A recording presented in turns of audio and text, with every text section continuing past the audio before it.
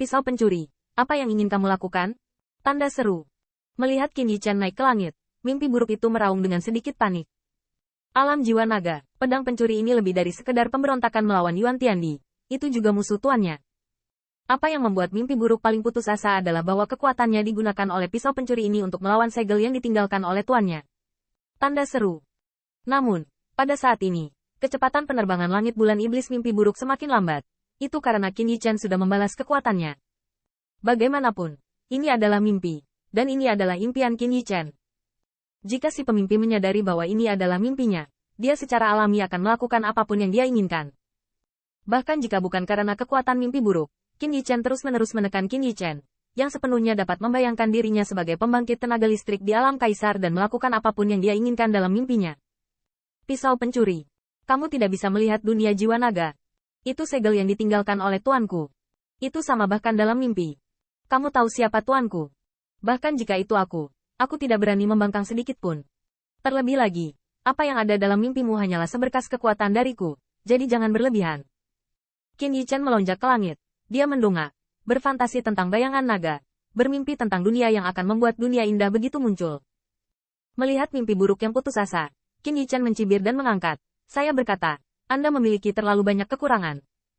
Jika aku adalah kamu, aku akan tertawa 3 kali lebih dulu, dan kemudian mengatakan bahwa kekuatan tuanku untuk menyegel dunia jiwa naga juga dapat dipinjam untukku, pisau pencuri. Kamu mencari kematian atau semacamnya, mungkin ini akan membiarkanku takut. Wajah Nihmah merosot. Lalu bagaimana Anda tahu bahwa saya berpura-pura bersemangat sekarang? Saya tidak menipu Anda. Kamu benar, dan aku tidak yakin kamu berada di lantai berapa. Tapi coba saja. Bagaimanapun, Qin Yichan melonjak ke langit, dengan cahaya ilahi ke segala arah. Pokoknya, ini hanya mimpi. Ledakan. Tanda seru. Tanda seru. Pada saat yang sama, di dalam Wentian Pass, menyaksikan Qin Yichan naik ke langit, hanya ada satu titik cahaya yang tersisa. Bahkan Yao Yue Kong tidak bisa menahan diri untuk tidak tertegun. Saudara Feng, apa yang dilakukannya ini? Cedera Qin Yichan dapat menyembuhkan dan memengaruhi kenyataan, yang menunjukkan bahwa dia sudah dapat menangkal kekuatan mimpi buruk. Dalam hal ini, mimpi buruk, tentu saja Anda juga ingin bangun. Anda bisa bangun kapan saja. Tetapi masalahnya adalah saudara Feng masih belum bangun. Tampaknya secara sukarela tenggelam dalam mimpi dan berlama-lama. Bagaimana situasinya? Jangan berencana untuk melepaskan mimpi buruk itu.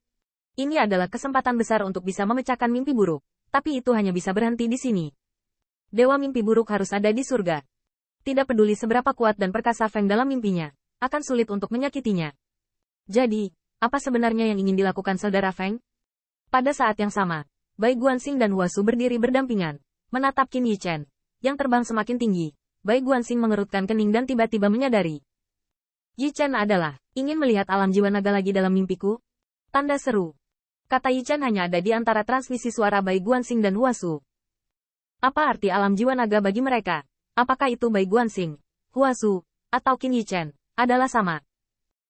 Itu adalah tempat peristirahatan para leluhur. Tapi Bai Guanxing tahu lebih baik, betapa mengerikan segel alam jiwa naga. Betapa sulitnya untuk menerobos. Ini bukan hanya kekuatan horor. Mimpi buruk adalah murid dari leluhur hitam.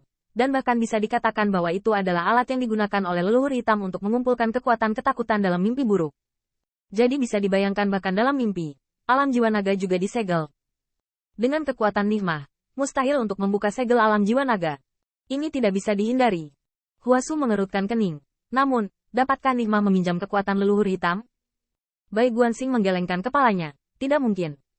Hanya leluhur kulit hitam yang mendominasi kekuatan yang disebut murid itu. Tetapi murid-murid itu tidak pernah bisa mengendalikan kekuatan leluhur hitam. Kecuali leluhur kulit hitam diberi karunia. Tetapi di mata raja-raja dewa itu, murid hanyalah nama untuk digunakan. Dibagi menjadi berguna dan tidak berguna. Di mata Huasu yang bergelombang seperti air bunga matahari, ada juga cahaya terang. Yichan sangat pintar. Dia tahu bahwa dia hampir tidak bisa menyakiti mimpi buruk itu.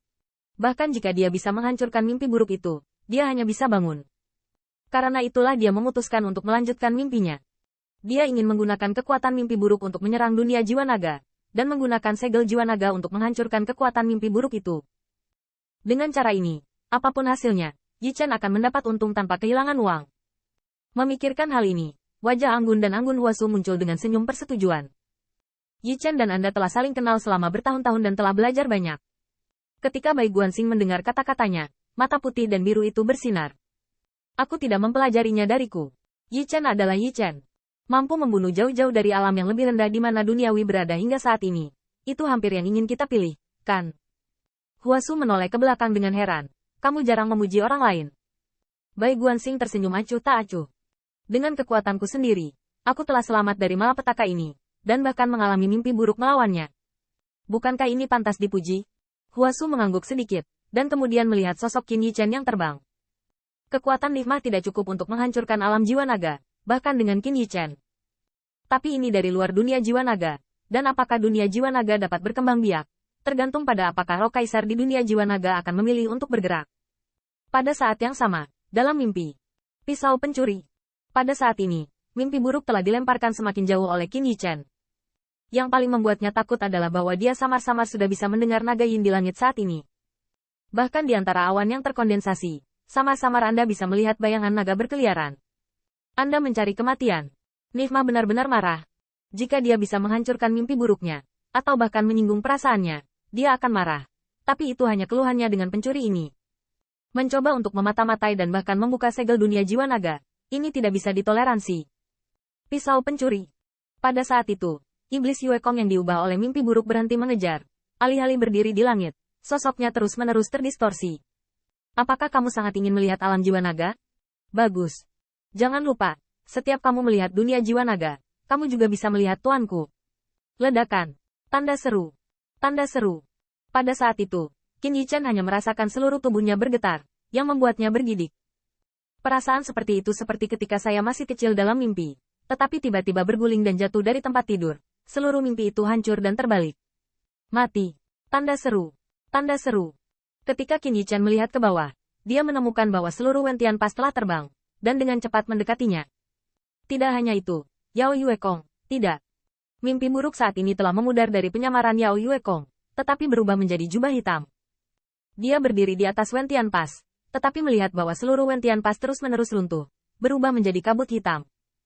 Di Wentiangwan, puluhan juta pasukan, raksasa klan Kaisar Ke, dan bahkan Putri Wenxing, roboh dan berubah menjadi untayan ke-8.